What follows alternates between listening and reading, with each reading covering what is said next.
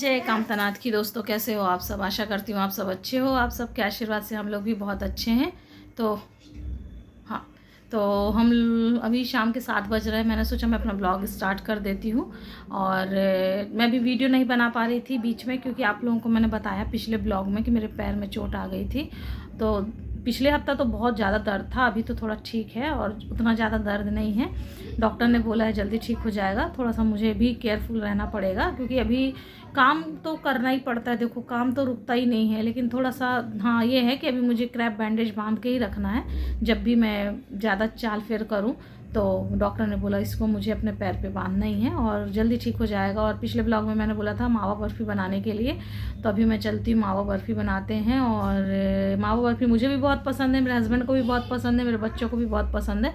प्रथम थोड़ा कम खाता है, उसको रसगुल्ले ज़्यादा पसंद है। और ये क्या घर की बर्फ़ी होती है ना, तो इसका सौंधापन बहुत अच्छा लगता है। हमारे यहाँ गांव में तो यही ज़्यादा बनती है। और हमारे यहाँ भाभियाँ तो क्या करती हैं, डायरेक्ट दूध में चीनी डाल के बना लेती हैं, पर मुझसे नहीं बनता। मैं चाशनी मावा अलग बनाती हूँ, फिर चाशनी अलग बना के बर्फ़ी बनाती हूँ। तो चलिए बनाते हैं। तो ये रहा मावा, ये 1 किलो से ज़्यादा है और मैंने कल ही रात में बना के इसको रखा था। तो पैर के कारण मैं ज़्यादा देर तक खड़ी नहीं हो पा रही थी, तो मैं इसे छोड़ के चली जाती थी। तो थोड़ा सा इसका डार्क ब्राउन ज़्यादा हो गया है कलर। और ये चीनी 1 किलो चीनी है, तो इसमें मैं पूरी 1 किलो चीनी डाल दूँगी। खोआ 1 किलो से ज़्यादा है। तो चलिए चाशनी के लिए हम इसे रख देते हैं।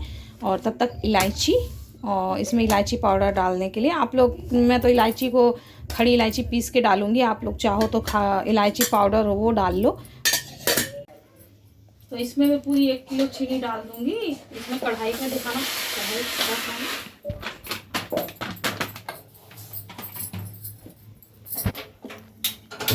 अब पानी बिल्कुल थोड़ा सा डालूंगी ताकि इसकी चाशनी जल्दी बन जाए। और मावा बर्फी है तो चाशनी डबल तार की बनानी पड़ती है। थोड़ा सा पानी और डाल दूंगी तो ये जल्दी मेल्ट हो जाएगी। अब जब तक ये चाशनी बनती है तब तक मैं यूनिफॉर्म प्रेस कर लेती हूँ, क्योंकि कल स्कूल है बच्चों का, तभी इसमें टाइम लगेगा। तब तक मैं यूनिफॉर्म प्रेस करके रख देती हूँ।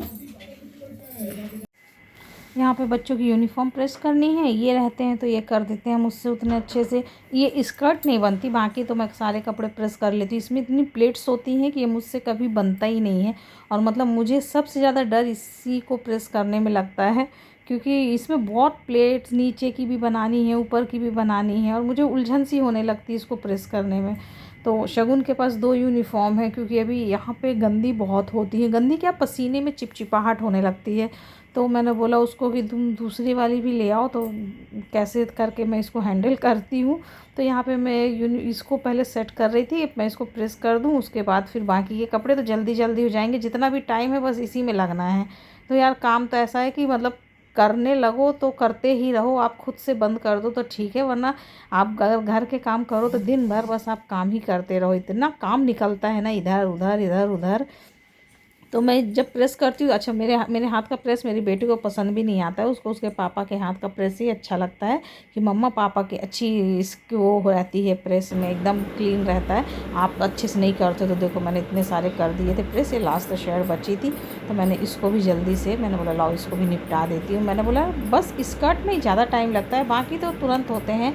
और ये भी हो गई, लास्ट था और मैंने पहले अच्छे से कर लिया था। आप लोग ये मत सोचना कि बस एक बार इधर मारा एक बार उधर मारा तो हो गया, लेकिन मैंने इसको अच्छे से प्रेस कर दिया था। और बच्चों की यूनिफॉर्म प्रेस हो गई हैं। और अभी मुझे प्रथम की टाई भी ठीक करनी है। तो ये टाई है, तो पहले तो मुझे इस टाई में बड़ा टाइम लगता था इसको बनाने में स्कूल की, लेकिन अभी तो तुरंत हो जाती है। देखो आप लोग भी इसको बनाने का तरीका बहुत आसान है। और अगर आप लोग को देखना हो तो आप लोग मुझे कमेंट करना, मैं इसको डिटेल में दिखा दूँगी। तो इसको भी मैं रात में ही बना के रख देती हूँ, क्योंकि फिर सुबह ना बहुत हड़बड़ी मच जाती है। शगुन को भी तैयार करना, प्रथम को भी तैयार करना, शगुन को छोड़ने जाओ, फिर आओ तो फिर प्रथम को छोड़ने जाओ। दोनों अलग अलग स्कूल में हैं, तो बड़ा टाइम लगता है। तो मैं रात में ये सारे काम निपटा देती हूँ। और आप लोग देखिए कितनी अच्छी टाई बन गई है। तो मैं और यहाँ पे अभी चलो शू पॉलिश कर लेते हैं। तो ये देखिए शू पॉलिश करके रख देती हूँ। तो सुबह क्या होता है, सिर्फ टिफ़िन टेंशन थी और बच्चों की टेंशन होती है, बच्चों को रेडी करना है, टिफ़िन रेडी करना है। बाकी ये छोटे छोटे काम सारे मैं रात को करके रख देती हूँ, तो सुबह मुझे बहुत आराम मिलता है। आराम क्या मिलता है, थोड़ा सा टाइम बच जाता है टाइम, और नहीं तो 5 बजे 7 बजे दोनों की बस आ जाती है, कभी 6:30 7 तक, तो इतना जल्दी जल्दी हो जाता है ना। फिर वही कि अलग अलग टिफ़िन देना, ये करना, एक को छोड़ने जाओ फिर आओ दूसरे को छोड़ने जाओ, और ये रहते हैं तो ये मेरा काफ़ी हेल्प हो जाता है। अभी ये नहीं है तो मुझे अकेले ही सब करना पड़ता है। वैसे ये रहते हैं तब भी मैं ये सारे काम करके ही सोती हूँ रात में, शूज़ पॉलिश करना और बच्चों का सारा कुछ रेडी करना। तो चलिए अब इससे भी फ्री होते हैं। तो जब तक चाशनी बन रही थी तब तक देखो मैंने यूनिफॉर्म प्रेस कर ली, प्रथम की टाई बना के रख दी, क्योंकि टाई का सुबह बहुत ज़्यादा इशू होता है, कभी टाई इधर से खिंच जाती है, कभी इधर से, मतलब बन जाती है, लेकिन क्या होता है ना जल्दबाजी में बहुत, और दोनों बच्चे एक साथ तैयार करने पड़ते हैं, और अभी दोनों अपने से कुछ नहीं कर पाते हैं। मतलब शगुन तो थोड़ा बहुत कर लेती है, प्रथम अभी नहीं कर पाता। और शू पॉलिश करके रख दिए, क्योंकि बिना पॉलिश के जूते, यार अपने टाइम पे इतना ज़्यादा नहीं था ना, हम लोग जब स्कूल जाते थे तो माँ बाप पेरेंट्स को शायद इतनी ज़्यादा टेंशन नहीं होती थी ना, शू पॉलिश करके रखना है। तो मैं तो रात में ही ना टिफ़िन में क्या लेके जाना है, सबसे बड़ा टेंशन मेरा सुबह टिफ़िन में क्या देना है। अगर मैंने रात को डिसाइड कर लिया तो मेरे लिए सुबह ऐसा होता ना कि बस आंख बंद करके उठो और सीधे बना दो, नहीं तो मुझे 10 मिनट उठने के बाद ना यही सोचती हूँ कि क्या बना के दूँ, क्या बना के दूँ। तो ये रात में डिसाइड करना पड़ता है। और फिर हमारे टाइम पे फ्रूट ब्रेक, ये ब्रेक, वो ब्रेक कहाँ होते थे। अभी फ्रूट ब्रेक अलग होता है, लंच ब्रेक अलग होता है, बड़े चोचले हैं। तो चलो अभी ऑलमोस्ट मैंने पॉलिश वगैरह ड्रेस रेडी करके रख दी, तो जो बात पहले का काम है वो तो कर दिया, अभी जो लंच वंच बनाने का बस वो रह गया, तो वो अब सुबह हो जाएगा। और चलो अपनी चाशनी देख लेते हैं, चाशनी कहाँ तक पहुँची। हाँ, तो चाशनी भी लगभग बनने वाली है, अभी और थोड़ा सा इसमें टाइम लगेगा। तो तब तक मैं क्या करूँगी, इसमें मैंने इलायची पीस के डाल दी है, देखो इलायची के बीज दिख रहे होंगे। मेरे पास पाउडर नहीं था तो मैंने इलायची को ऐसे ही मतलब सिलबट्टे में करके उसको पीस के डाल दिया है। अभी थोड़ी सी इसकी चाशनी और गाढ़ी होने देते हैं, क्योंकि मावा बर्फ़ी है, मावा बर्फ़ी में हल्की चाशनी में फिर वो जमेगा नहीं। थोड़ा सा और इसको टाइट होने देते हैं, उसके बाद A few moments later. तो अभी देखते हैं अपनी चाशनी। तो चाशनी देखने का मेरे पापा ने बताया था तरीका कि आपको जब भी देखना हो कि आपकी चाशनी बन गई कि नहीं, तो आप एक बर्तन में पानी लो और उसमें थोड़ा सा एक ड्रॉप डाल के देखो। अगर चाशनी एक ही जगह गिरती है और इधर उधर नहीं फैलती तो इसका मतलब कि आपकी चाशनी जमने के लिए तैयार है। तो मैं हमेशा ऐसे ही बनाती हूँ, आप लोग कैसे बनाते हो मुझे कमेंट करके बताना। ये देखो एक जगह है, इसका मतलब कि ये जम जाएगी। तो चलो अभी इसमें मावा डालते हैं। चाशनी बन गई है, तो चलिए इसमें मावा डाल देते हैं। और जब मैं चाशनी बना रही थी और इसी बीच इनका कॉल आया, तो इन्होंने मुझसे पूछा क्या कर रही हो, तो मैंने बोला मैं बर्फ़ी बना रही हूँ।